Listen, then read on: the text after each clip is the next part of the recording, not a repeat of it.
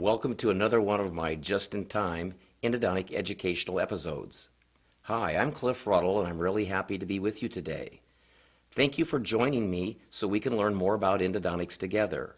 My assignment today is to talk about canal preparation. Specifically, I'm going to focus on glide path management and shaping canals. Well-shaped canals promote three-dimensional cleaning and filling root canal systems. Speaking of glide path management and shaping canals, let's radiographically evaluate this maxillary second bicuspid for endodontic treatment. From a restorative standpoint, note the recurrent decay and that the clinical crown has been extensively prepared. Endodontically, note the pulp chamber has receded below the crest of bone and that the root is dilacerated in its apical one-third.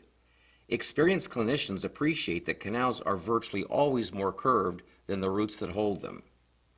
I have found that endodontic performance improves dramatically when we use the strategy, start with the end in mind. This means try to visualize the post-treatment result on the pre-treatment film. If we're going to carry out with this concept, then we need a treatment plan, a mechanical strategy, and we should be utilizing the best and most proven instruments available in the marketplace today. I know that might be subjective, but let me just say this.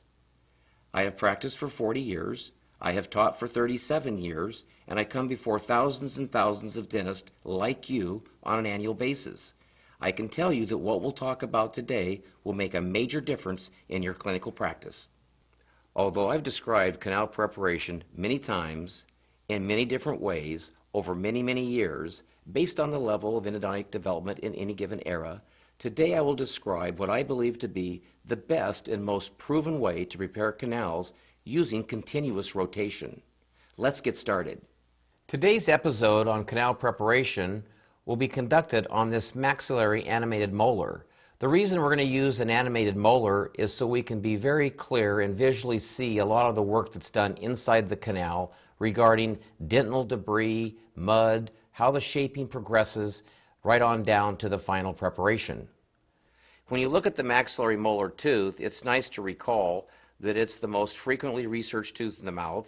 It's the largest tooth by volume, but sadly or regrettably, it's probably the most misunderstood tooth in the mouth, and it's led to a lot of misunderstandings during endodontic treatment. Probably it's related to the anatomy of this tooth. Today's assignment is going to focus on the distal buccal. Notice the distal buccal root is deceptively simple if you look at the root itself. But if you begin to zone in on the system that moves down through that root, you can see there's multiplanar curvature, and the canal makes an abrupt recurvature towards the distal, and the portal of exit is actually on the distal aspect of the distal buccal root. Of course, when you look down on this tooth, you're starting to be able to see where you're going to cut your outline pattern, because access is everything in good endodontics. In fact, the access pattern should include the orifices. The size of the access cavity isn't a school of thought. It's not a personal philosophy. The size of the access cavity is dictated by the orifices on the pulpal floor. The walls then should diverge from the pulpal floor out to the occlusal table. It's important to finish the accesses, and a good indicator for finished accesses is the axial walls are flared, flattened, and finished. Well, now that you're into the tooth safely, we're now to our assignment of canal preparation. And of course, it all starts with glide path management. There's a lot of misunderstandings internationally what glide path management really means, what really is a glide path.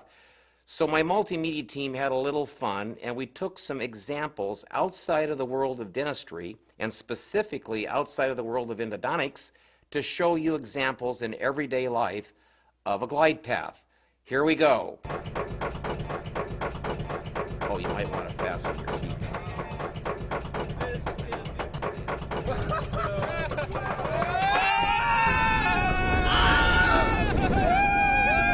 There's a lot of curves, there are some recurvatures, there's abrupt turns, and all of this, whether you're talking about a roller coaster, a luge flying down an ice track, sliding towards the finish line, or whether you're on a water slide, and you're following that track down to the pool below, what all these examples have in common is there is a smooth, reproducible glide path to the terminus. Now that you know what a glide path is in a fun way, that's something that can be considered when you look at these post-treatment films. It's easy to look at these films and be somewhat excited and enthusiastic about root canal system anatomy, but what all these cases have in common is they were all accessed, every one of the canals was negotiated, a glide path was confirmed, and that glide path then could be shaped. And we all know that shaping facilitates cleaning and shaping facilitates filling root canal systems. So the instruments traditionally used for glide path management have been the ISO 10 and 15 hand file. Notice these are fixed tapered files and they're stainless steel. Always appreciate that the 15 file is 50% bigger at its working tip than the 10 file. So when you throw in that they're stainless steel and fixed tapered with a big percentage change between files, the 15 files led to a lot of problems iatrogenically internationally. Blocks, ledges, transportations, and regrettable outcomes. So many times around the world, there's been emphasis on how can we improve glide path management and perhaps consider eliminating the 15 file. Dentsply Tulsa Dental Specialties and Dentsply MyFair, their solution to the problem was ProGlider. ProGlider is a revolutionary new instrument. It's made of nickel titanium, not stainless steel, and more importantly, it has M-wire technology, which reduces the potential for cyclic fatigue by 400%. If you look at the file carefully, you'll notice it's not fixed tapered, there's progressive tapers. And there are over 8 changing tapers along the active portion of the file. The file would spin then at 300 RPMs, and a torque could be anywhere from 400 to 520 gram-centimeters based on the motor you have. Well, now that we know a little bit about the file, back to our 10 and our 15 file, you can begin to see the geometries, the cross-sectional geometries of these various instruments every 4 millimeters up the active portion. It's kind of fun to compare the ProGlider with the white 15 hand file. Notice that the ProGlider is virtually the same in the front end, but notice how different the cross-sectional geometries get as we move to D8, D12, and D16. What I'm saying is one ProGlider can make a significantly bigger pathway than a single 15 file. So the new proposal for Cliff Ruddle and what I'm teaching is glide path management just got a lot better because we can use the 10 file to catheterize and secure the canal, then we can expand that slide path with one single ProGlider file. So back to our distal buccal root, we've talked a little bit about what the glide path is and what the tools are.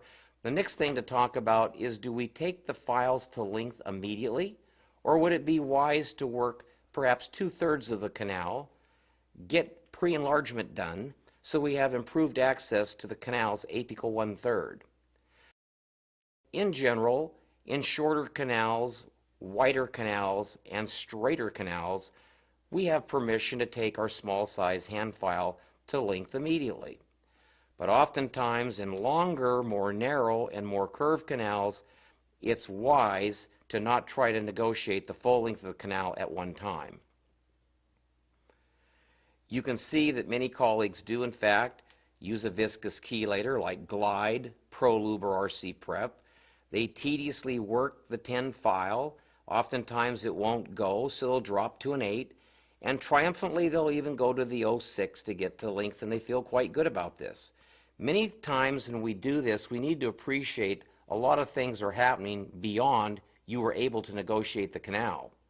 Notice the rate of taper of the file is more or less the rate of taper of the canal. There's virtually no irrigant in this system. Further, the file is going to generate debris, and that debris frequently gets pushed into the lateral anatomy. Finally, these canals are being instrumented by stainless steel files, and we have to wonder, can we really pre-curve a file and pass it through a canal where there's canyons of restrictive dentin? So I think if you look at these two images side by side, you can see the breakthrough. The breakthrough, which I described and started teaching more or less in the late 70s, was to pre-enlarge a canal. Pre-enlarging a canal is similar to a restorative dentist reducing the occlusion, reducing the tooth, buckle the lingual, and placing the margins on a clinical crown last. Notice with pre-enlargement, the file is free in its upper 2/3, and when you feel handle pressure, it's relaying to the file engaging dentin towards its terminal extent. There are many advantages to pre-enlargement, and I've written extensively about this, and you're welcome to go to my website or this textbook to learn more about it. If we pre-enlarge a canal, we have a lot more apical 1/3 control with our hand files. The irrigan in a pre-enlarged canal is there in sufficient volume that it can penetrate, circulate, and begin cleaning into the uninstrumental portions of the root canal space. Clearly, plenty of research has shown that a pre-enlarged canal decreases postoperative pain because there's less likelihood of pushing debris inadvertently periapically. Finally, when we have a pre-enlarged canal, its apical 1/3 can usually accept a larger instrument. This improves radiographic control. This also enhances the accuracy and reliability of all apex locators. So what is the secret to pre-enlargement? In a sequential glide path, we fill the chamber with a viscous chelator. There are 3 advantages of a viscous chelator. A viscous chelator gives us a superior lubricant. It emulsifies tissue by preventing the readherence of collagenous vital tissue. And finally, the debris that's being generated is more effectively held in suspension. So, viscous chelators are examples would be ProLube, Glide, or RC Prep. Anytime Ruddle's going into any part of a canal where I've never been before, I need forgiveness and I need the viscous chelator. The tin file now can be used to explore and discover and to negotiate a portion of the canal. Even in longer, narrower, and more curved canals, we can usually carry a tin file about 2/3 of the overall expected working length of that canal. Once we have the tin file up about 2/3 of the way, let's move the file in and out in little short amplitude strokes to verify that we have a glide path in preparation for mechanical canal preparation. Any part of the canal that is secured, and I repeat, any part of the canal that is deemed secure clinically can be shaped. Shaping is always done in a bath of full strength sodium hypochlorite. One single shaping file, as we'll shortly see, can pre-enlarge, remove coronal interferences, remove triangles of dentin, and expand the shape almost optimally in the upper 2/3. With the upper 2/3 optimally shaped, we're free to go back to our viscous chelator because, again, we're going to place a file into that part of the canal we've never been before. So the viscous chelator will give us lubrication, emulsification, and it'll keep the debris in suspension. It is at this time when your rubber stop reaches your selected reference point, you can be thinking about working length, either using conventional films, digital radiography, or apex locators. Certainly when we have a known working length, we want to confirm patency. Remember, the canal was patent before Ruddle went into it. And then, of course, if we're going to use mechanical instruments, which is the whole concept here in modern endodontics, we need to have a sliding path that can accept the tin file in a smooth and reproducible way. Once we have a smooth, reproducible glide path to the terminus, we can shape a little region of 3, 4, 5 millimeters and blend the deep shape up into the body of the previously prepared canal. We'll talk in a little bit about apical diameter and the apical taper. I'll only say this at this point. Protaper is perhaps one of the only files in the world in full rotation that gives you the 7, 8, and 9% deep shapes that allow irrigant to actually circulate into the uninstrumental portions of the root canal space. Well, we're in the tooth. You know what a glide path is. We've talked about the armentarian, and we've even talked about the sequential glide path. We can dispense your favorite viscous chelator. I use ProLube. And go ahead and fill the pulp chamber up virtually full. Now you can use a tin file, and a pre-curved tin file can be inserted, and it will carry viscous chelator by surface tension on the cutting flutes. The instrument is introduced into the canal, and in this case, the entry angle into the pulp chamber is quite abrupt, so a little gentle back and forth reciprocation on the handle will pull the file down into the canal. When we reciprocate the handle, it feeds the file progressively deeper into the canal. When the handle is snug, pull. Each feeded in pull is a cutting cycle, and after every few cutting cycles, move the instrument up and down vertically in little short 1 millimeter amplitude strokes. What this serves to do is carry more viscous chelator into the canal. Further, it keeps debris more effectively in suspension, and each little back and forth stroke serves to refine, smooth, and expand the glide path. Continue reciprocating the handle. That'll gently draw the file progressively deeper into the canal. And what I want to really point out is we really don't want to over manipulate the handle. Just little gentle back and forth motions. When the handle is snug, pull, and that's another cutting cycle. When you're about 2/3 of the way up the root, what we can notice is that we could go to an 08, we could go to an 06, but that's not the objective in a sequential glide path strategy. Now move the file in little short amplitude strokes and begin to check to see if you in fact have a smooth reproducible glide path in this region of the canal. If you can confirm that, the canal is deemed secured, and this is an opening for rotary instrumentation. Irrigate with sodium hypochlorite, remove all your viscous chelator, never spin a file at 300 RPMs in a canal loaded with viscous chelator. The ProGlider is allowed to float, follow, and run into the canal. Literally, 2, 3, 4 seconds, you will reach the level where the tin file was, and you've expanded the shape considerably at this moment of treatment. Notice, however, there's still an awkward triangle of dentin. Notice the canal is still badly underprepared, but we have a glide path. That's what we're talking about, having a slide path to accommodate passively and safely mechanical shaping files. Now that we have got a glide path, let's digress for a moment and talk about the files that we'll use for shaping this canal. I'm going to show you the Protaper system. Protaper came to market in 2001, and at this moment it is the most utilized system in the world. So this is what Rotary is using because it has the most success of any file ever made. There are 3 shaping files, and you can see that there are 3 finishing files, and appreciate that there's actually an F4 and an F5, but we're showing you today what is typically generally most utilized. Notice specifically the last line, variable tapers. This is the first system in the world to introduce progressive tapers over the active portion of a single file. Protaper runs at 300 RPMs and 520 gram centimeters. I want to point this out because there's a lot of disagreement on this, but if you look at the peer-reviewed journals, there are plenty of scientific articles that show that progressively tapered files should be run at high torque. It is dangerous to change the torque from one Protaper instrument to the next. In fact, if you want to increase your breakage, change your torque. So maximum torque for all Protaper files ensures maximum safety. Let's look at the shapers. The shapers have a convex triangular cross section, and there's 3 of them, but notice one is quite short. The file on the left, Shaper X, is only 19 millimeters long, and it's the industry leader for pre-enlarging canals.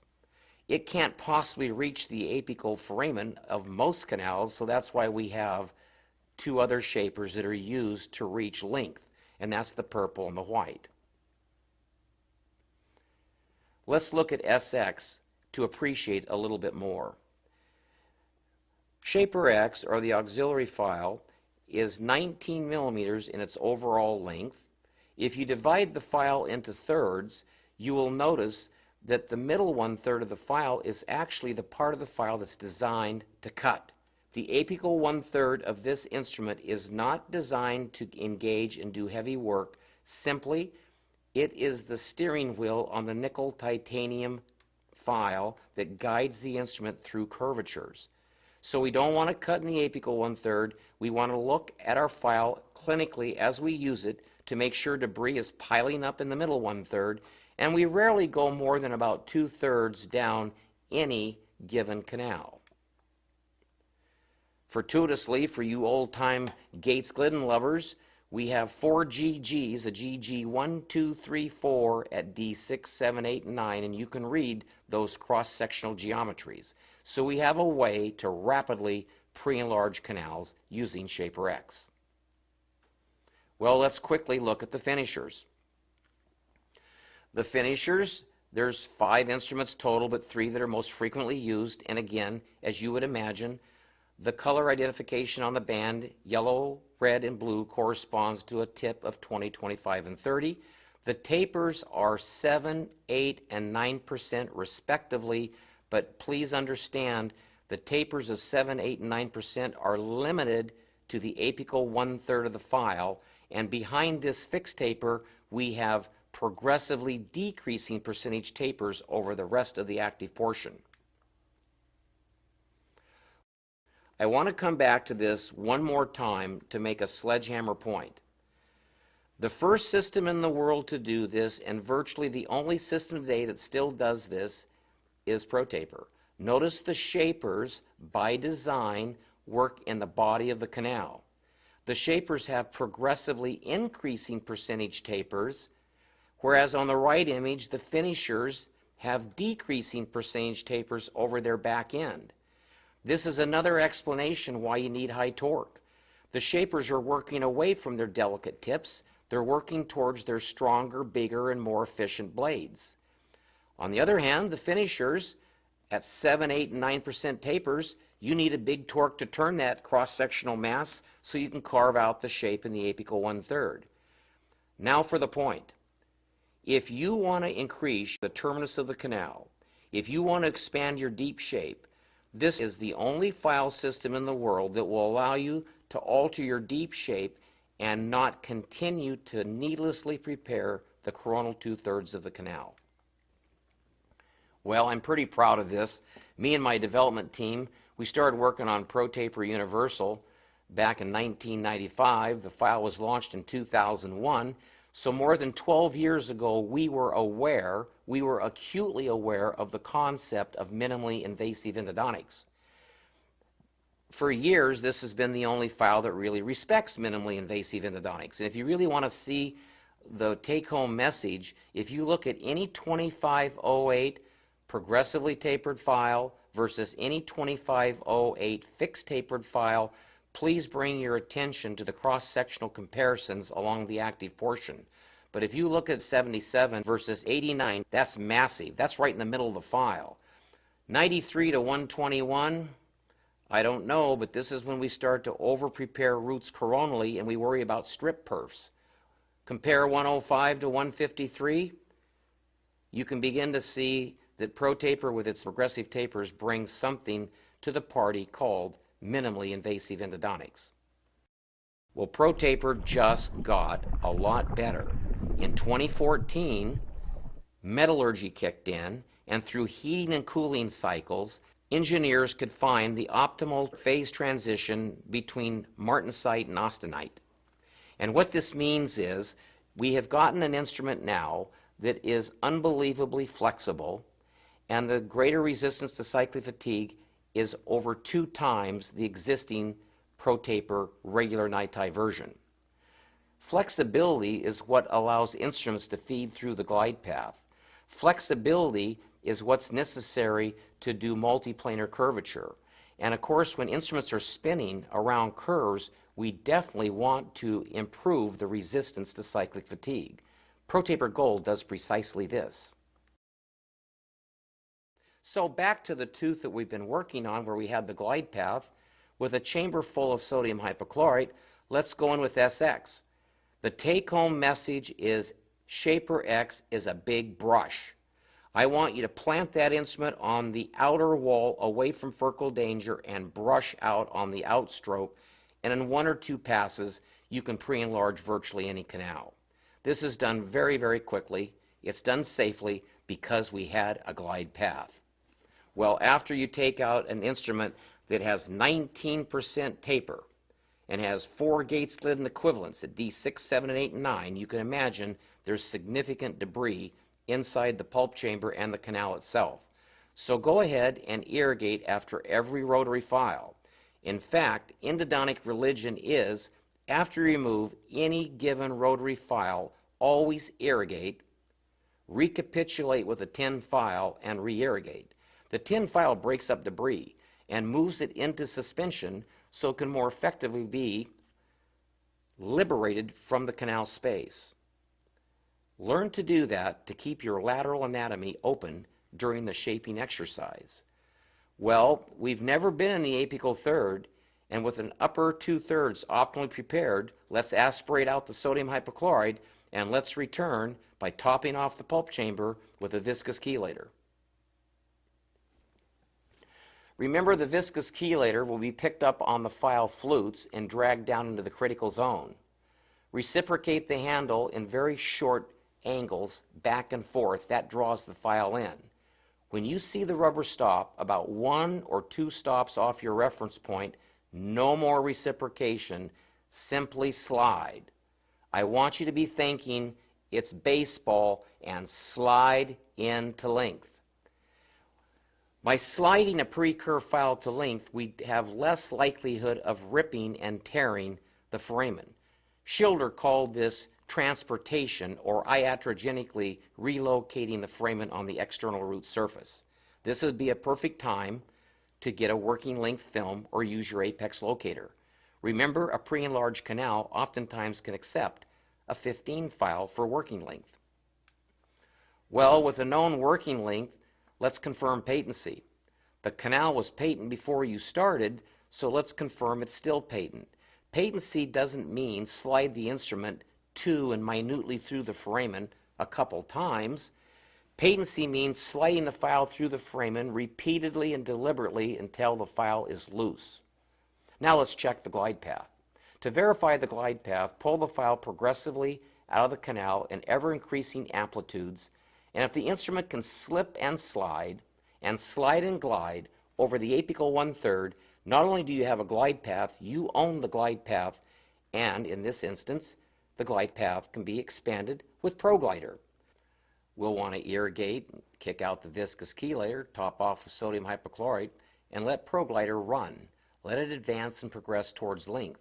If it bogs down a little bit, lift the file up. This will allow the debris to auger back up the blades of the instrument, frees up the file so it can engage, cut, and move towards length. So in 1 or more passes, you can generally carry your ProGlider to the full working length. At this point, we have a smooth and reproducible glide path that is ready for mechanical shaping procedures.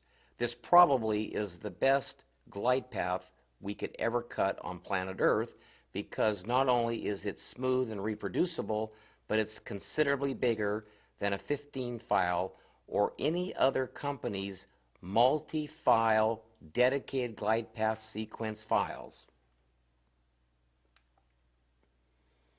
Look at this anatomy. Isn't this fun? Well, let's get back to our shaping files, and obviously the first one in the series is the purple stripe.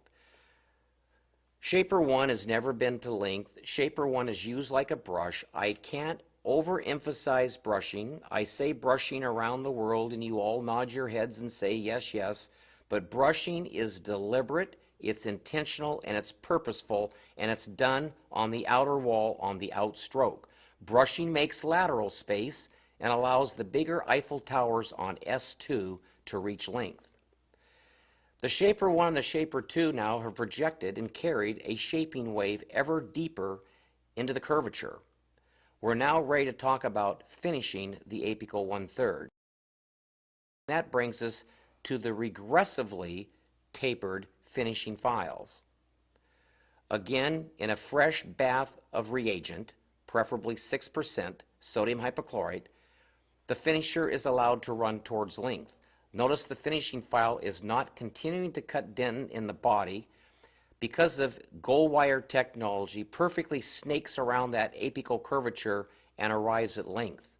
Notice the shape is now expanded and is beautifully blending in to the body of the preparation. Astute clinicians learn to look at these instruments when they pull them out of the canal. Learn to look to see where the debris is on the flutes of the instrument. When the apical flutes of any given finishing file are completely loaded, the shape is done. When the F1 came out, there was only some spotty dentinal mud noted on the flutes, so this would encourage the clinician to go a size bigger. That would be the red 2508. Appreciate the 2508 is just an 8% taper in its apical 3 millimeters. Dead soft metal rapidly negotiates the curve in a very safe way, and now you have a blended shape from the foramen to the orifice. Again, look at that apical part of that instrument. Appreciate if it's totally loaded. If the blades are loaded, the shape is done. Well-shaped canals can be three-dimensionally cleaned, and root canal systems that are clean can be filled in all their dimensions. A well-shaped canal is easy to fit a cone into. A medium non-standardized gutta-percha master cone will easily slide to length. You could also use a size verifier if you were using a gutta core obturation method. Either a vertical condensation method or a gutta core obturation method is the method of choice if we want to fill root canal systems.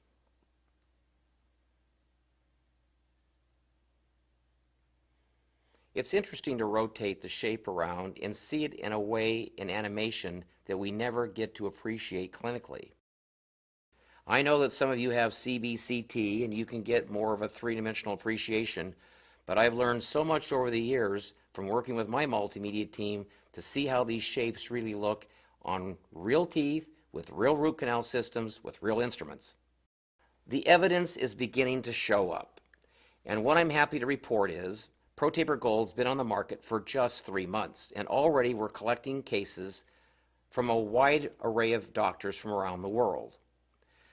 Michael Nimitz is a personal friend of mine, but if we look at the mesial systems, notice that dog leg on the MB. That's very, very impressive. And then there's 2 systems in the distal root, and you can see very deep those systems actually divide and have 2 portals of exit. It's important to have the right technology when we're treating difficult root canal system anatomy. I was really pleased when I received this radiographic image from my friend Scott Doyle. I've known Scott for many years. He's an endodontist. He used to be in the Air Force and he taught Air Force residents. Well, when you look at this image, his enthusiasm was he used Protaper Gold. Notice how difficult the anatomy is in the mesial system, and please especially note the last 2 millimeters is an abrupt 90-degree curvature distally. The distal system is a beautiful example of the importance of shaping. When we shape canals well, we can have a sufficient reservoir of irrigant that upon activation can be moved into the uninstrumentable portions of the root canal space. Scott was able to move his irrigants and clean out anatomy that was actually uninstrumentable because it's off of a deep division within the distal root. And of course, we can look at Tom McClammy, an endodontist from Scottsdale. Tom has been a dear friend for years. He's now opening up a brand new teaching center, and I'm sure many of you will benefit in the years ahead from being educated from Tom. But look again at what Protaper Gold can do in tough anatomy. Well, most of you have heard of John West, a co-inventor, along with Pierre Mauchetou in the Protaper world. But his son was able to use Protaper Gold on this maxillary first molar. What was impressive in this case, beyond the curvature, begin to think and appreciate the diameter of an F2 about 6 millimeters back from its terminus. That would be a fairly significant cross-section, and that cross-section can spin at 300 RPMs and still prepare the shape and not separate through cyclic fatigue. Protaper Gold has definitely set a new standard for shaping canals. Protaper Universal has been the #1 selling file for many, many years. It's the most used system by endodontists. It's taught in over 950 dental schools to undergraduate students. You can begin to see how this legacy has moved over the last decade. Protaper Gold, as you know, then got advanced metallurgy. This greatly improved flexibility because in our larger previous version of finishers, they were getting a little bit stiff in the F2 and F3 sizes. So now we can snake F2s and F3s where we used to snake S1 and S2 to reach length. Tulsa Dental certainly has developed a wonderful technique card that my multimedia team helped them with.